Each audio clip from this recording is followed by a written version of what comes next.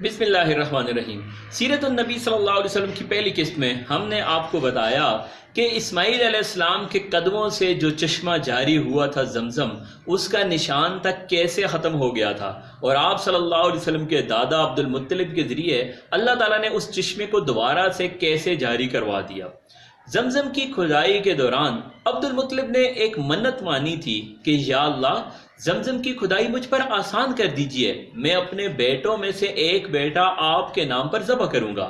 اب جب زمزم کی کھدائی مکمل ہو چکی اور اس کے کچھ عرصہ کے بعد عبد المطلب جب اپنی اس منت کو بھی بالکل بھول گئے تو ان کو خواب میں کہا گیا کہ عبد المطلب اٹھیے اور اللہ کے راستے میں اپنی قربانی پیش کیجیے۔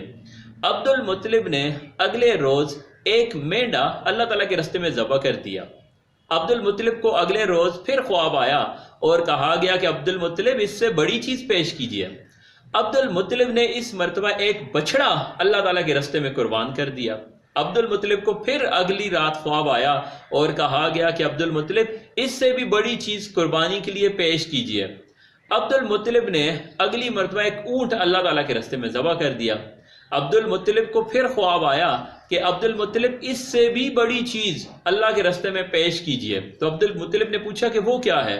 تو عبد المطلب کو کہا گیا کہ عبد المطلب جس چیز کی آپ نے منت مانی تھی، یعنی اپنے بیٹے کو اللہ تعالیٰ کے راستے میں قربان کیجیے۔ اب عبد المطلب کو یاد آیا کہ انہوں نے تو منت مانی تھی کہ وہ اپنا ایک بیٹا اللہ کے راستے میں قربان کریں گے۔ تو عبد المطلب نے اپنے سب بیٹوں کو جمع کیا اور اپنی یہ منت اور اپنے خواب کے بارے میں بتایا۔ اب کس کے دل میں اتنا دم تھا کہ وہ خود چھری کے نیچے حاضر ہو جائے؟ تو اس پہ عبداللہ جو آپ صلی اللہ علیہ وسلم کے والد محترم تھے اور سب سے زیادہ پیارے بھی تھے، وہ کہنے لگے کہ بابا جان مجھے اللہ کے راستے میں قربان کر دیجئے۔ لیکن عبد المطلب نے قراندازی کی اور سب بیٹوں کے پرچیوں پہ نام لکھے، لیکن قراندازی میں عبداللہ کا نام نکلا۔ تو اب عبداللہ کو لیا گیا اور چھری ہاتھ میں پکڑی گئی اور اللہ کے راستے میں قربان کرنے کے لیے ان کو سامنے لایا گیا۔ تو اتنے میں ان کے بھائی عبداللہ کے بھائی عباس آئے اور انہوں نے زبردستی سے اپنے والد کو دھکیلا اور عبداللہ کو نیچے سے کھینچا تاکہ یہ کہیں ذبح نہ ہو جائے۔ تو اس کھینچا تانی میں عبداللہ کے چہرے پر کچھ نشان پر پڑ گئے تھے چھری کے، اور وہ نشان تو مرتے دم تک ان کے چہرے پر رہے۔ اسی دوران قریب سے بنو مخزوم کے کچھ لوگوں کا گزر ہوا۔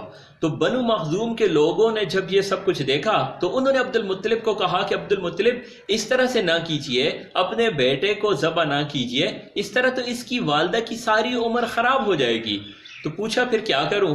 تو انہوں نے کہا آپ اس طرح کیجئے، ایک جانب قرہ رکھیے جس میں 10 اونٹ لکھیے، دوسری جانب قرہ رکھیے جس میں اپنے بیٹے عبداللہ کا نام لکھیے، اور دونوں کو مکس کر کے ایک پرچی اٹھا لیجئے۔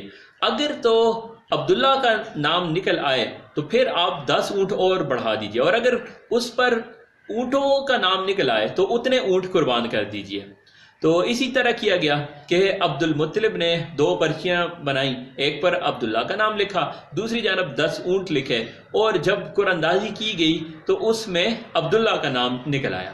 تو اب انہوں نے دوبارہ ایک اور پرچی لی اور اب 20 اونٹ لکھے، 10 اونٹ اور بڑھا دیے، اور دوسری پرچی پہ عبداللہ، تو دوبارہ قراندازی کی تو دوبارہ عبداللہ کا نام نکل آیا۔ پھر دوبارہ اب انہوں نے 30 اونٹ کیے، ایک پرچی پہ 30 اونٹ لکھے اور دوسری پر عبداللہ کا نام، اور قراندازی کی تو دوبارہ عبداللہ کا نام نکل آیا۔ اسی طرح سے عبد المطلب 10 اونٹ بڑھاتے گئے، یہاں تک کہ ایک پرچی پہ عبداللہ کا نام اور دوسری جانب 100 اونٹ ہو گئے، 100 اونٹوں والی پرچی رکھی گئی۔ تو جب دوبارہ قراندازی کی گئی تو اس مرتبہ عبداللہ کا نام نہیں نکلا، بلکہ 100 اونٹوں والی پرچی قراندازی میں نکل آئی۔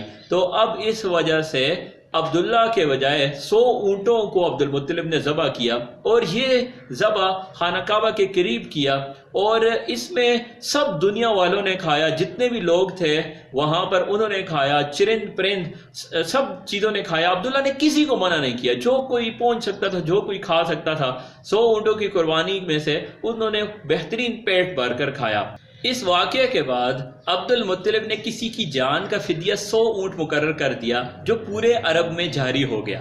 اس سے پہلے کسی کی جان کا فدیہ صرف 10 اونٹ ہوا کرتے تھے۔